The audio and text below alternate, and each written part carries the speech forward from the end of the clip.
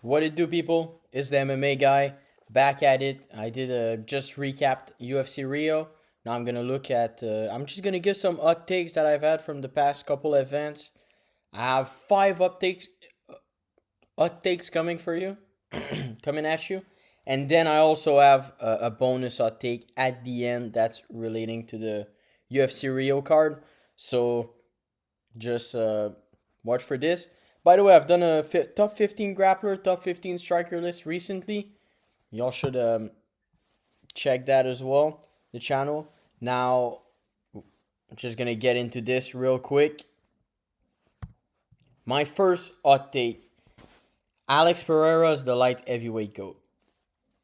Now, this sounds crazy because you've had an uncontested GOAT in John Bones Jones. And here's the thing. John Jones is a steroid cheat. First off, you shouldn't even be able to consider him the GOAT after that. But even if we do, the least that we can do is take off the win in which he popped. And so I know he popped for the DC fight. And then he also had the pictogram situation for in the Gus fight, and so you have to remove that. What we have besides that is top wins, or well, he did fight. He does have another win against DC, and by the way, he was probably on something for each fight. I mean, he's popped more than once. I think he's had 4 failed tests in his career, which is completely outrageous. Now, this is straight up just for this, but he's lost to Dominic Reyes, and now people are gonna be like, "Yeah, that was the best." Dominic Reyes has that kind of treatment because of Jones, where it's as if, oh, he was the best fighter for 25 minutes, like Cody Garbrandt. Cody Garbrandt was not the best fighter for 25 minutes. Okay, he has good boxing, fast hands. He beat Dominic Cruz because stylistically it was a good matchup, and Dominic Cruz wasn't as monstrous as people think. I thought he lost to TJ in a fight, which I think TJ is phenomenal. But I also think I think TJ against Corey was 50-50. I think that's the kind of fighter that Dominic Cruz is. I think Dominic Cruz is slightly below that, and I think that because of the stylistic matchup, he lost the fight. That's my thing, and the momentum of Cody, uh, and this thing. But we'll just stay on this state. Now, Dominic Reyes was not that, okay? Dominic Reyes has good takedown defense. He has not a good toolbox. Like, he's very limited. Dominic Cruz has 0 BJJ, 0 offensive wrestling, or pretty much. He has fairly good hands, a bad chin, and that's about it. Now, he's lost his other fights. He's even lost to Ryan Spann, but that was on a 3-fight losing streak. So he's a better fighter than Ryan Spann, for sure. I don't think he's better than Jan Blachowicz. I don't think he's better than Yuri Prohaska. And I think that the Yuri Prohaska that beat Dominic Reyes is far inferior to this current Yuri. Now, when we look at Alex Pereira, and even if we look at DC, his fight, his second win against Gustafsson, when you look at it, the second win, he literally, like, Gustafsson, after this fight, lost. He got subbed. And by the way, his nickname is the Molar. And he got subbed by Anthony Smith. Ooh, Jones went decision with by the way. Meanwhile, we have a guy who just beat Magomed and Kalaev, who has great grappling. I mean, offensively, great grappling is a bit crazy, but in my personal opinion, I will say this. I think Magomed is probably better than DC. Now, I don't think he's better all time. I don't think he has a better resume, better legacy. But as a fighter and stylistically as a matchup, I think Alex Pereira has proven his anti-grappling against him, because Jan Blachowicz got wrestled. Once Ankalaev decided to grapple, he was easily able to grapple with him. Now, Alex Pereira earlier was getting wrestled by Jan Blachowicz. That wouldn't happen now. Alex Pereira has very good anti-wrestling. He's a similar frame. He's a bigger frame than Dominic Reyes is. He's better, technically better anti-grappling. He's heavier. He hits harder. He has a lot more threat coming in. I don't think John Jones would be able to do that. I think John Jones has a phenomenal chin, but Yuri's chin looks. Yuri has a phenomenal chin as well, and he got put out completely. I think that Jones would beat these other guys. I think he would beat Yuri because of the wrestling, probably. But I don't know. I don't know if Jones beat Ankalaev. Ankalaev was on a 14-fight win streak, where he beat all of those guys that your people have beaten. Like Volkan Ozdemir was a top contender back in the day. He's literally a title defense of DC, if I remember correctly. He was ranked number 2 at some point in that light heavyweight division. Nowadays, he's barely within the top 10. His recent win is against Walker. Besides that, he's lost to Rakic. He's lost to Ankalaev. He's lost to Carl Solberg as well. Those are not close to the level of opposition that Alex Pereira is fighting. Yuri put him out cold. Yuri put old Ozdemir out cold. Yuri has that power. Yuri is a better Rumble Johnson, in my opinion. That's what I think.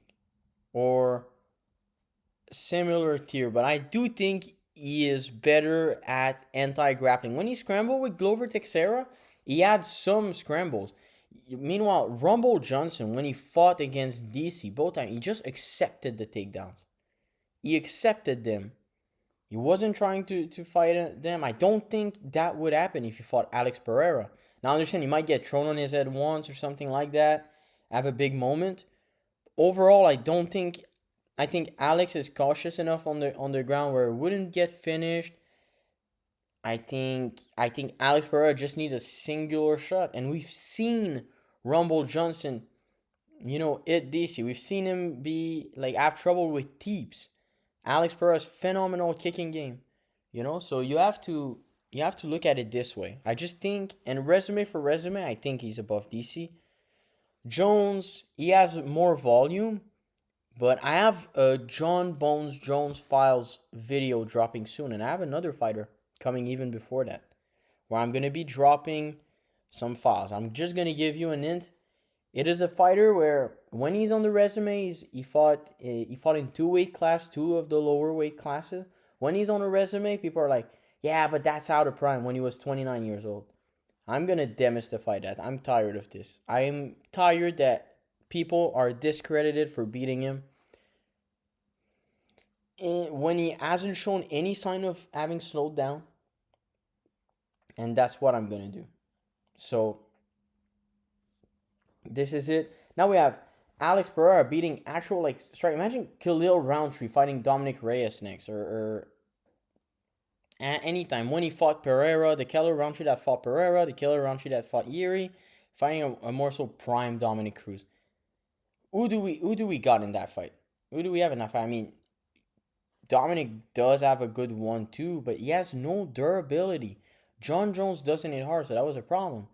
But if you take a guy like Thiago Santos, who's known as a good striker, who's known as a very solid striker, I don't think he's technically or in any form better than Khalil Roundtree. I think those are similar tier opponent, but I would say that Khalil Roundtree's probably better. He's not better. I mean, Thiago Santos does have a good Jan Blachowicz win. Not great, by the way. He was on a win streak, but that was before any actual good wins. I think his best win at the time was Nikita Krylov, who, that's not that crazy.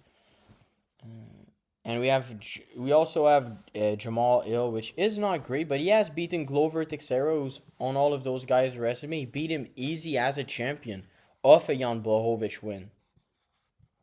So, no, I think he beat Jan, then Yuri beat him. and then he fought him. So maybe that's a little bit scary. But he was 2 fights ago. He had just submitted Jan Blachowicz. So let's just slow down here a little. We have Alex Pereira. I do think he's the light heavyweight GOAT. I think his resume is is better than all of those guys overall. I think he's fought against a grappler now and a fighter who's a bigger frame. I do get the DC hype and everything, but in terms of DC getting to the wrestling, Alex Pereira has shown great takedown defense. Unless he opens up with the hands and then get the takedowns, like he used to do, by the way. DC was not a guy that would just jump at your leg like Amzat. I understand that they have, like, DC has better credentials outside the UFC, but he's not a better wrestler than Amzat when it comes to UFC wrestling. MMA wrestling, I mean. Okay? This we have to just accept that. This is the truth of it. He used his boxing to set up the shots. Generally. And he wouldn't be able to put hands on Alex Pereira. He tried to close the distance, get caught with a hook. I mean, he wouldn't put himself in that trouble. Alex Pereira, especially if he goes forward the way that he did, forces the shot, I honestly see Alex Pereira beating DC. And I do see Alex Pereira chinning John Jones. I think John Jones was hittable against Dominic Reyes, but Dominic Reyes explodes. He was hittable against a guy like Thiago Santos, though, who is smaller. He used to fight he's a big guy, but he still used to fight at middleweight. And Pereira did too, but Pereira at this point in his career is one of the biggest light heavyweight. And currently light heavyweights are much bigger than back when John Jones was fighting. I mean, Rampage Jackson is a big fella overall. But he's a perfect size 85er in the current day. And he fought at 85 as well. Did he? I'm pretty sure he did. Yeah, he did fight at 85. So, I think Alex Pereira beats John Jones. I think he beats DC, and I think he has a better... Overall, his showings in the UFC are better with this little time that he's had. I think we can accept it. And especially that first Eng fight, if you look back at it, it was very, very close. It was extremely close, and thank God that he lost it. Because now we can say that he lost a split decision. I think it was a split. I'm pretty sure it was a split. But it was extremely close. And that was the worst Alex. And then he KO'd him. So imagine like this against a guy that was on a 14-fight win streak. On 13-fight win streak coming in. This is like injured and everything. Not focused. This is how he performs against a guy like that. And then once he's 100 LT, he just KOs him in the first round. Against a guy who beat him before as well. This is crazy stuff. Now we need to put some respect on Alex Pereira's name. And I think we have, but now I'm pushing it further. Light heavyweight GOAT in my book. I can do a bigger breakdown if this is interesting, but we'll get to the next point now because I've been rambling too much on this. Israel Adesanya is underappreciated. Now, I think he had a weak title reign. I think Vettori is a pointless win. I think Cannonier is a win. And who else? Did he get the title from beating like Gastelum or something? This crazy. He beat Derek Brunson, which is an air win as well. And it ended up being a PFL fighter in the end. And that's what we have the Romero fight was god awful. The Paulo Costa win was good. But it didn't age super good, to be honest. I mean, it did just beat Kopylov as a striker like that. And he was a berserker before that. And Izzy put that to a stop. So that was impressive. That was actually impressive because he beat Romero in a much better fight. Now,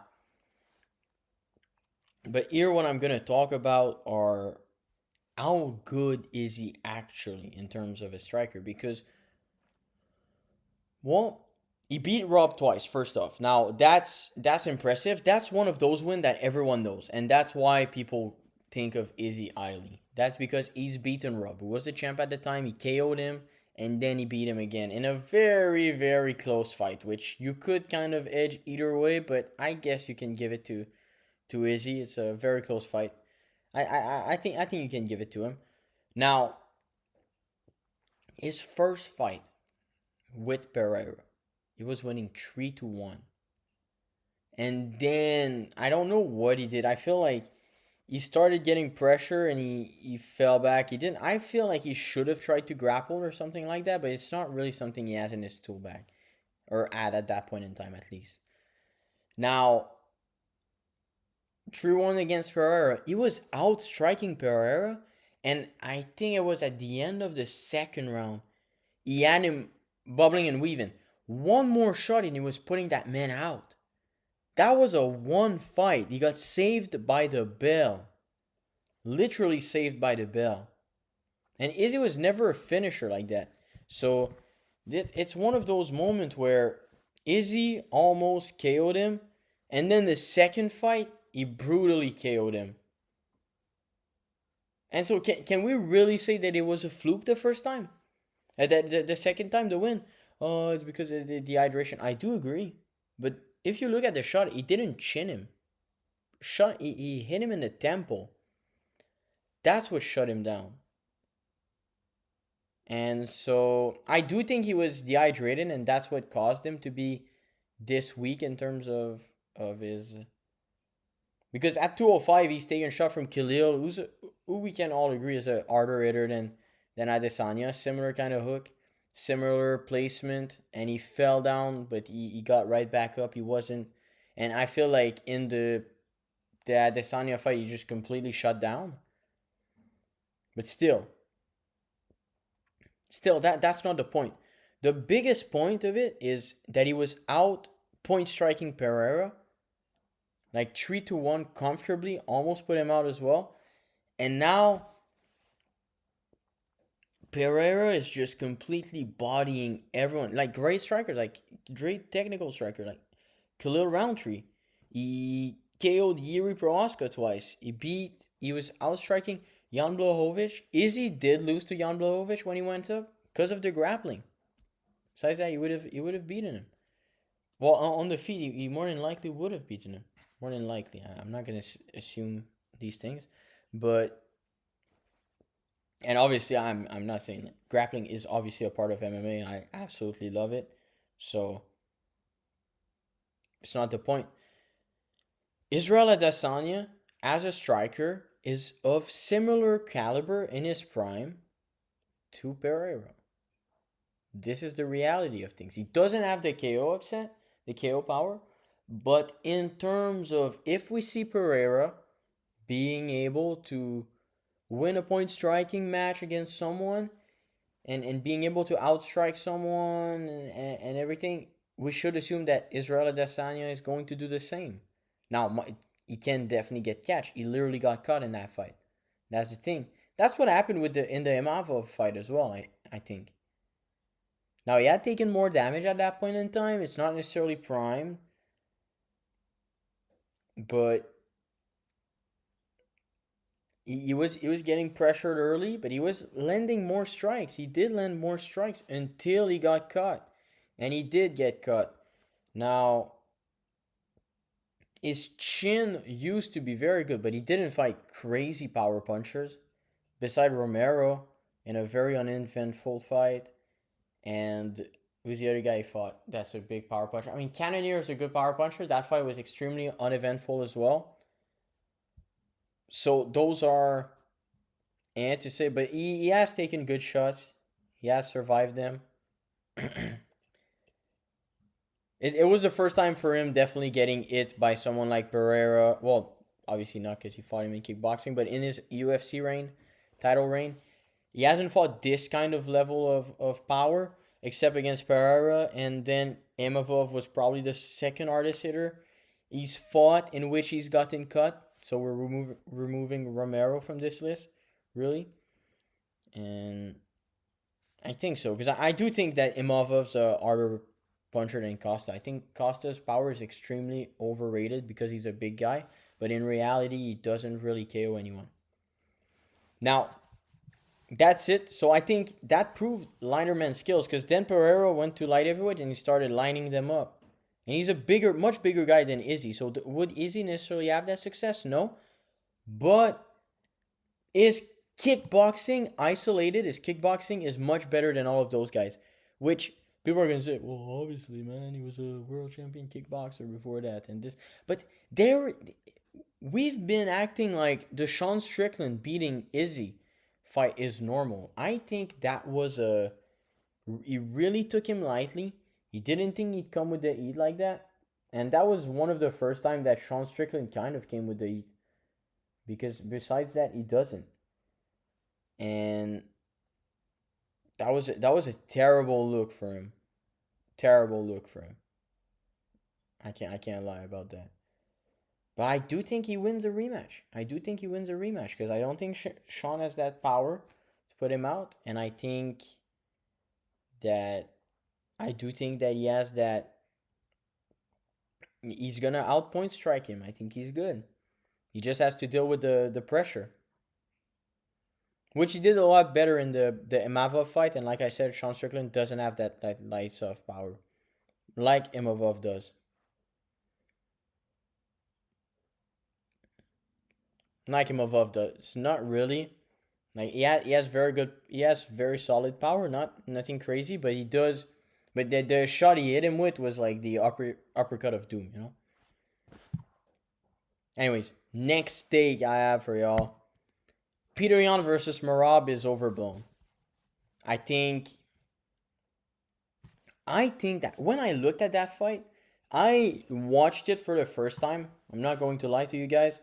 I watched it for the first time a month ago or a month and a half ago, and I thought, damn, everyone's saying, oh, you could have. And I was watching it with a friend, and my friend said, so they didn't even give him a single round of these. Like the first two rounds were competitive. He said, yeah, you could have given him a round there. I thought it could have been a 49-46, which doesn't make it much better. But he did defend almost every takedown. The striking statistics, I don't know what they count as a significant strike anymore. But when I look at UFC stats, it pisses me off sometimes.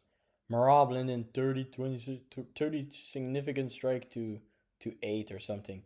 Meanwhile, when you look at that fight, Peter Yan gets it on his guard and people call it a significant strike. I feel like they have a different standard for Peter Yan.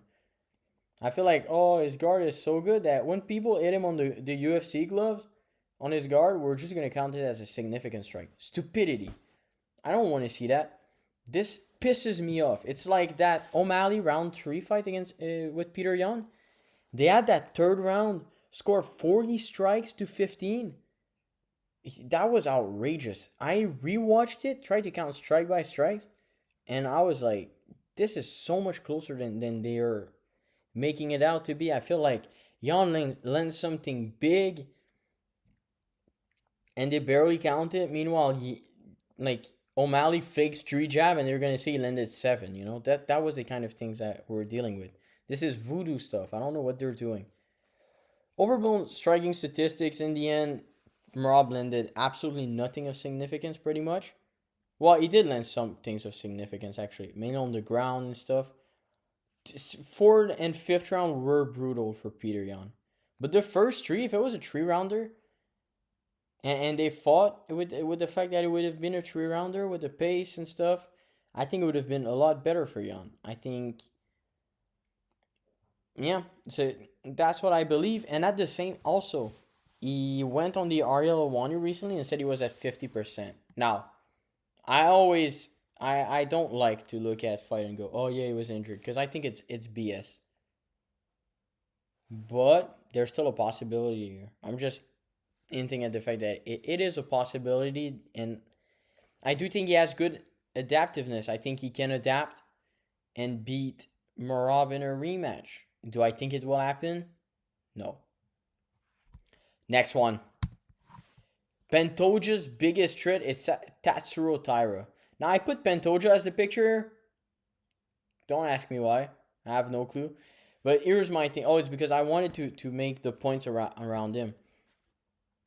Earlier in his career, he has a loss. He has a loss to Figueiredo, and he has a loss to this other guy, Ali Aliskerov, who beat him and then lost to Kai Kara France. And that's the fight from which people are going to be are saying Kai Kara France has great takedown defense. That in the Amir Al-Bazi fight, where people are like, man, this guy, great takedown defense. Now, Pantoja's offensive grappling is much better than Ali Aliskerov, which makes me think what was happening. And I heard Pantoja's coach talk about, for Pantoja, the toughest part in his game was to get the fight to the ground, which now he's doing an absolutely phenomenal job at. He's phenomenal now at doing that. Gets it down any way he wants. He goes for a big takedown.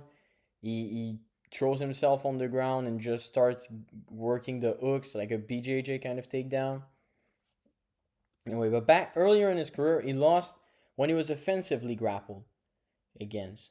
I think that I know for a fact that Tatsuro Taira is going to go with a grappling heavy pace, with a big grappling pace, and now he doesn't have. Well, they both are starting. I think Pantoja is still phenomenal, but I will say this: his cardio is starting to, like, his age is starting to show in his cardio. He isn't able to push the same pace that he was. He's now in, like, if you look at that fight with Moreno, so on, he was already probably 30, 34, I think, at the time. Well, no, maybe not, probably 30, 33. That point in time, he pushed a much harder pace than he did against Kai Kara friends. They were saying, hey, he's tired. It's in the last round against Royval in their fight. It's as if Royval almost didn't want it, because, like, Pantoja was tired. He was getting those takedowns, like, going. He was slow, everything. So that's why I think he's gonna steamroll Joshua Van. I think he's small, so I don't think he's a big. I think Joshua Van, being a small flyweight, I get that he has great takedown defense, but Kai Kara France does as well. And Pantoja was ragdolling him. Now Joshua Van, and Joshua Van is, I feel like, is even smaller than a Kai Kara France, and he's less. He's not grown into his frame yet, or something. I don't know what we're waiting for from him, but I think Pantoja is gonna lock a body triangle and submit him. Maybe he survives one of the exchanges, and then the second time Pantoja goes for the finish again. Because Pantoja, sometimes he's patient on the back, but when it comes to Tatsuro Taira, I think that if Tatsuro Taira is good at defending, he offensively grapples as well, he can tire him out, and he could end up with some kind of a submission. I mean, he's a grappling ace as well. He's a phenomenal technical grappler, and he's a big frame for the division. I think, yeah, he's a big guy for the division as well. So they're going to be similar in frame. So it's going to be one of the only times where Pantoja doesn't have a size advantage in terms of frame, or how can I say this better? Because he doesn't necessarily have a bigger frame than a Steve Erceg, but he doesn't look like the stronger guy. They're both going to be like the strong little guys, and that they're like both, well, a perfect flyweight frame. Both is the first time he's going to fight an absolute grappling ace. I mean, he's fought Alex Karov, who he lost to, but I think that Tatsuro Taira would beat Alex Karov. He has much better offensive grappling. You know, Tatsuro Taira. Okay, Alex Perez, who Pantoja has beat, they're both similar opponent. Pantoja jumped on his back while he was standing, choked him out in one round, which that was absolutely phenomenal of a win. That was crazy. Then Mokaev had a lot of trouble offensively grappling with Perez. Perez didn't do much, but his defensive grappling, he was having fun with that. It was easy for him, which is why I was, in my opinion, I was like, I don't think that Pantoja would lose to a Mokaev. I think that Mokaev would get smoked by Pantoja. But I do think that Tatsuro Taira stopped him. He had a dominant first round, And on the second round, he was up on his back and he broke something, but that's from the grappling exchanges with him. It wasn't a straight up submission. It's actually listed as a TKO, but it was completely due to the way he beat him. Kind of like Figueiredo versus Corey Sandhagen. So that's Rotaira, monster on the ground, and I think he's going to do damage against Pantoja. Who do I have in that matchup? I still favor the champ. I think on the feet he has KO upside against that Rotaira. It doesn't move his head much. Pantoja has very, very underrated pop. He doesn't have great hands, but he has nasty kicks. Very, very nasty kicks. Powerful kicks. He has phenomenal kicks, which would be a problem against Merab, I think. But if he went up for that super fight. Now, that's my thought. And even Moreno, at the pinnacle of his career, couldn't beat him. So I don't think Moreno's much of a threat right now. I think that's Rotaira's a bigger threat. That's that. Next take, which is last one. I have a bonus as well. So 2 last. Movzar is the most deserving featherweight contender. It's going to be a small one. But, Movzar, I think he hasn't fought in a year and a half or something like that. And if we look at his resume, he's beaten Ige, Lopez. Lopez was on his UFC debut, but look how well that aged. But that's whatever. You don't even have to count it. Aljo and Allen. No one has that. Those are statement wins. Aljo and Allen are absolutely phenomenal wins. Allen did fairly good against Max Holloway. And Aljo just 50-45 Brian Ortega. Before that, E30-27 Calvin Kattar, which that's not that impressive, but he was throwing him on his head, looked powerful. He beat Aljo with the grappling. He beat Allen almost on the feet with the hands. And Allen did fairly good against Max Holloway, so that's very impressive. He beat Ige, completely dominated Dan Ige. And then you have, who's the second most worthy competitor? We have Diego Lopez, who's off 1 win against number 12. I get that Gene Silva's a phenomenal fighter, and that one's going to age like wine. But he was ranked number 12. And then they moved it up to 10 somehow for no reason, just to hype up the fight more. So that's a top 10 win. You need to get a top 5 win. And now I feel like Movzar has 2 of those. Aljo and Allen. Granted, both were decision. The Allen was a split, although he clearly won the first 2 rounds in that fight. And then the other fight, the other, so he dominated Dan Ige. Meanwhile, Lerone Murphy had a close fight with Dan Ige, in which he got rocked in the first, lost the first,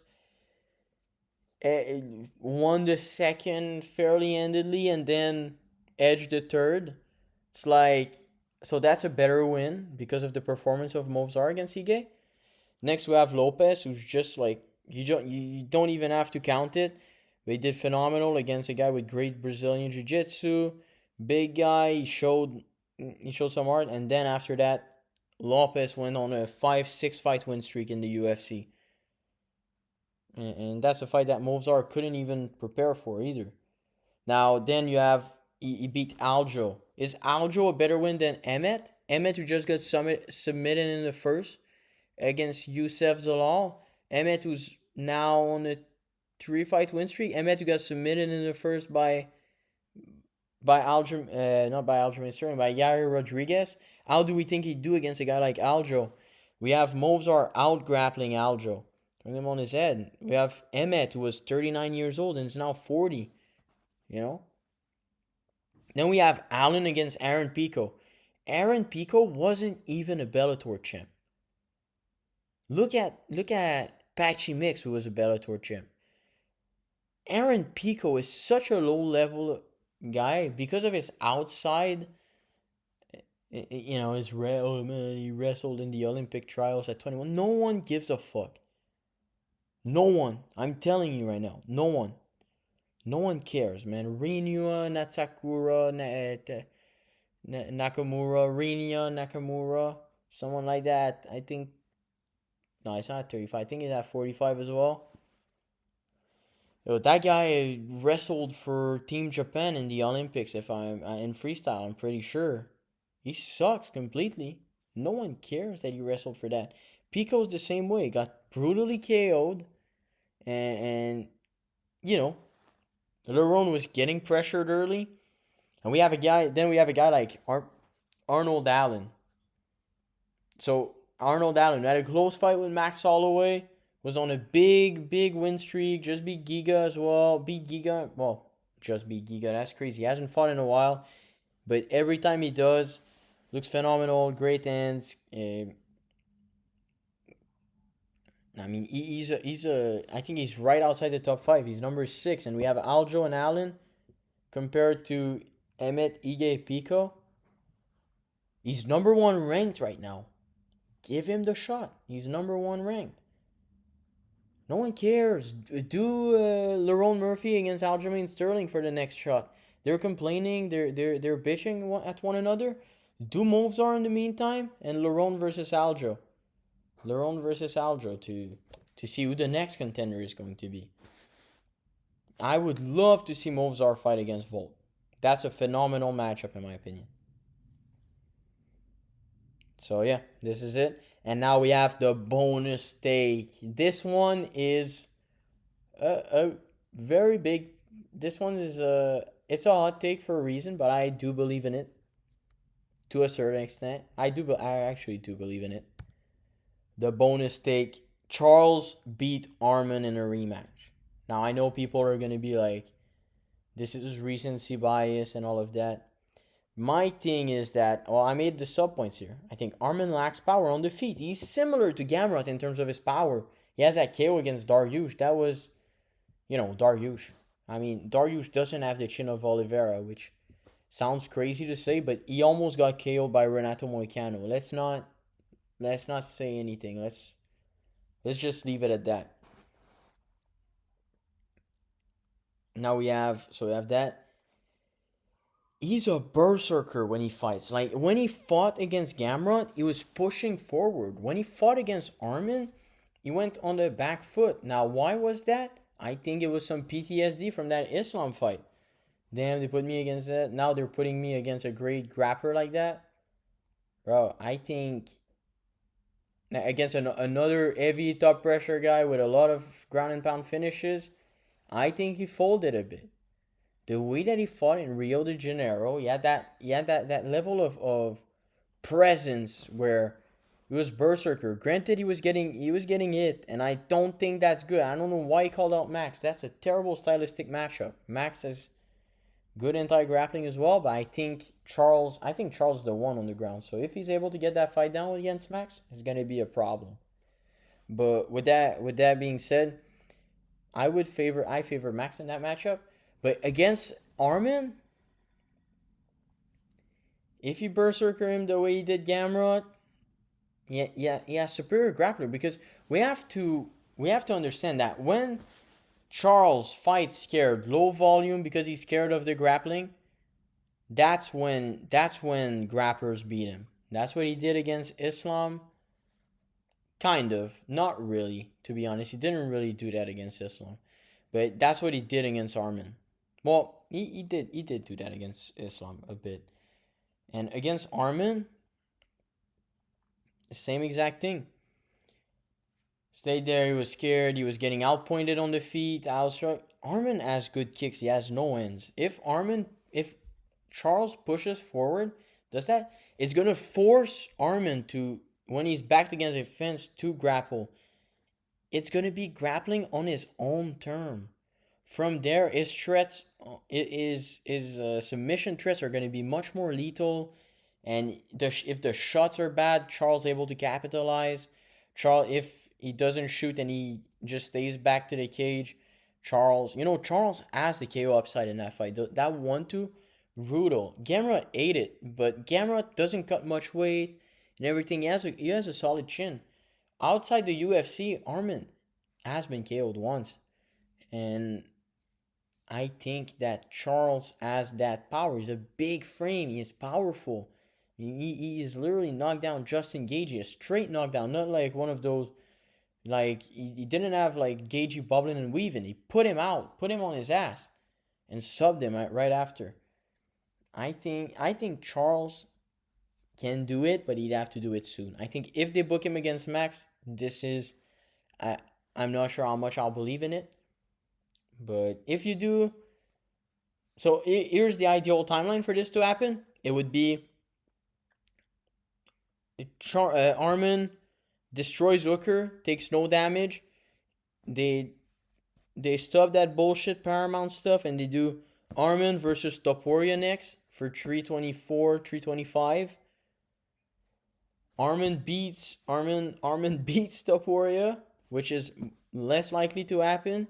And the 324 and the Gagey Topuria fight not happening is even less likely to happen as well. So you do that, and then you book. And so if Armin wins that fight somehow, the stars align, you book him against Charles, and then we have the champion has a name, Illuminato. I don't know what he says.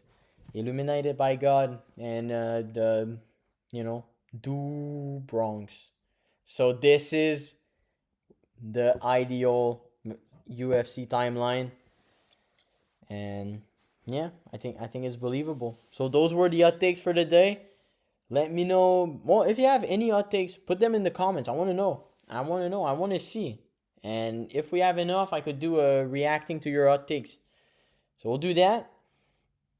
And let's go for that. Let's go for that. So thank you for watching. Like, comment, subscribe. If you like watching it, subscribe to the channel, man. Give some support, and thank you for your time. Until next time.